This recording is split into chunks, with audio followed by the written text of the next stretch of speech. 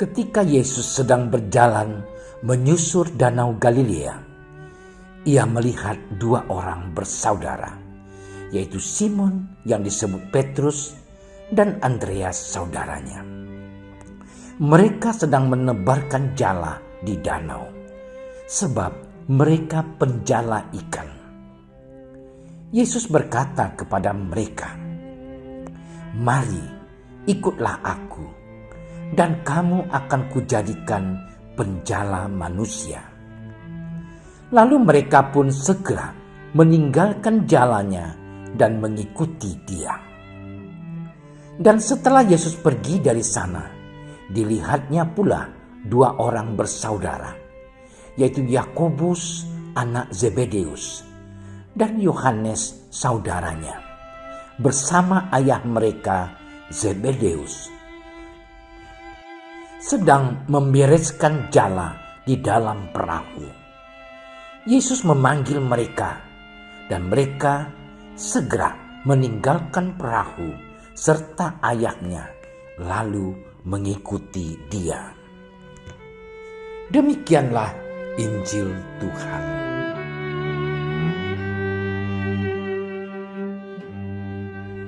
Saudara-saudariku yang terkasih, hari ini gereja semesta, kita semuanya merayakan pesta Santo Andreas Rasul. Bacaan Injil hari ini mengisahkan panggilan para murid yang pertama.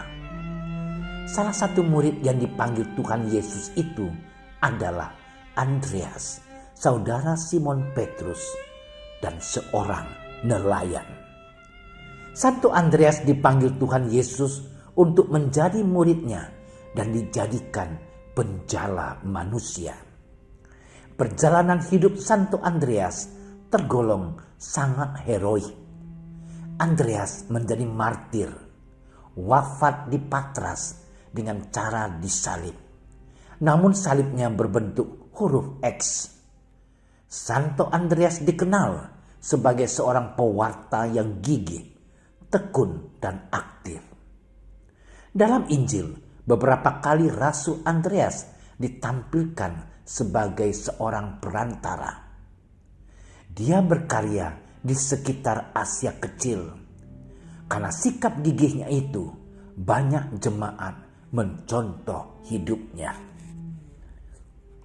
Saudara-saudariku yang terkasih, kisah panggilan murid pertama dalam Injil menampilkan bahwa Allah dalam diri Yesus selalu ingin dekat dengan manusia.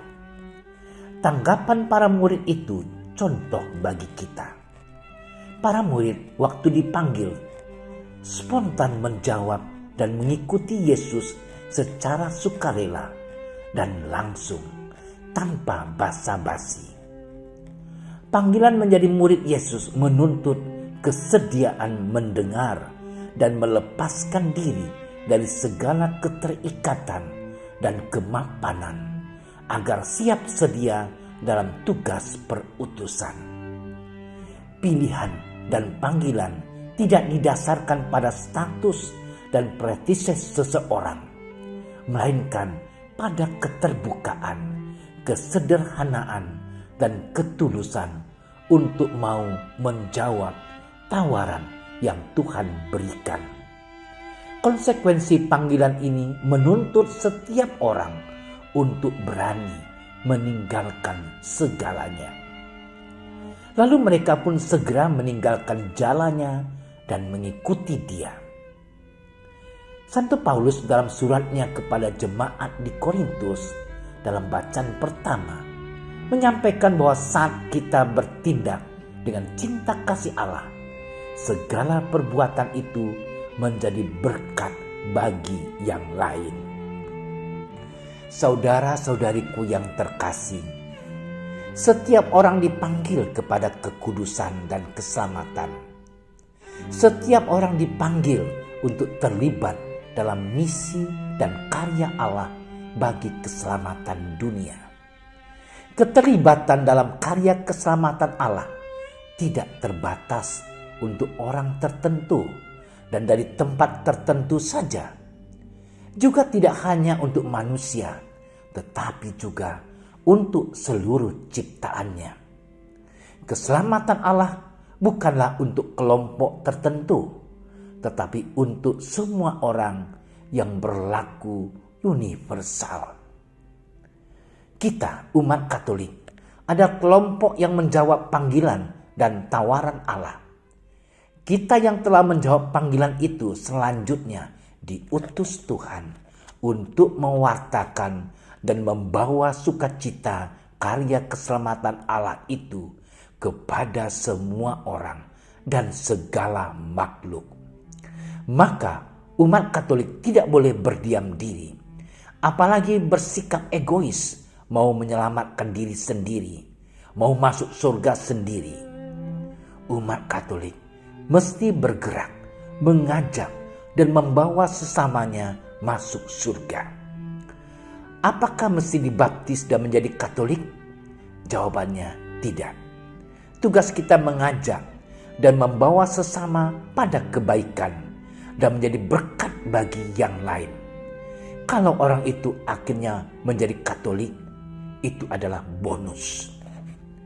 Saudara-saudariku yang terkasih, seorang penulis, Anthony de Saint, mengatakan, sebuah komunitas bukanlah hasil gabungan dari kepentingan para anggotanya, melainkan hasil gabungan dari pemberian diri mereka.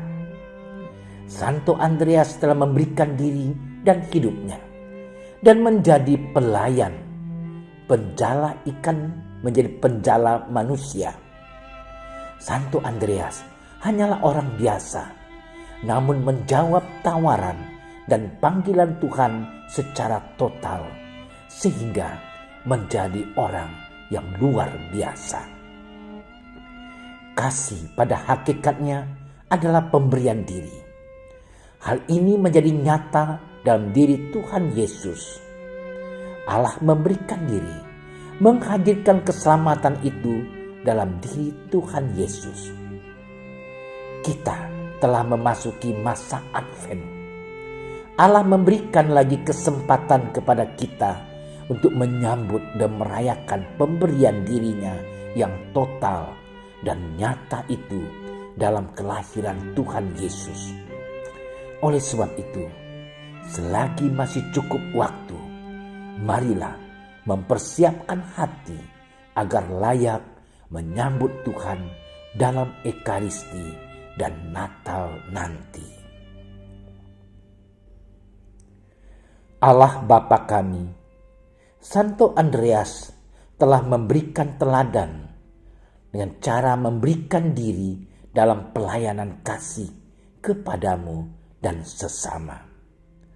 Semoga kami, umat Katolik, semakin terbuka dan mau membagikan keselamatan yang kami terima kepada sesama kami, sehingga semakin banyak orang yang diselamatkan. Demi Kristus, Tuhan dan pengantara kami. Amin.